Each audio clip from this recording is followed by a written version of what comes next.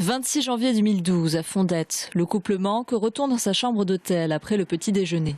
Là, Yves Manque dit avoir eu un échange avec sa banque, qui lui annonce qu'il est dans le rouge.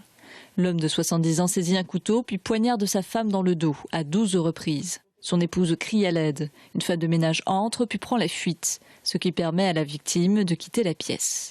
L'agresseur, lui, s'allonge dans le lit et se plante 7 fois le couteau dans le ventre et l'abdomen. Ils sont tous les deux sauvés par les secours. Il a poignardé son épouse avec la volonté d'en finir, elle et surtout lui. C'est-à-dire que il ne supportait plus la situation financière du couple. Ils étaient au bord de se retrouver à la rue. Ils erraient d'hôtel en hôtel.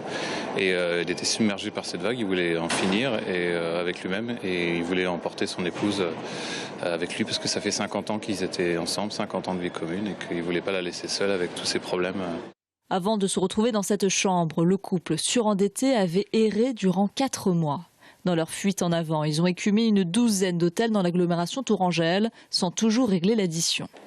Aujourd'hui, le couple est en instance de divorce. L'homme est accusé de tentative de meurtre. Son épouse, présente au procès, réfute la thèse du double suicide prémédité. Elle espère la vérité, enfin connaître les raisons de l'endettement du couple et puis les raisons pour lesquelles son mari lui a menti tout au long des années de vie commune.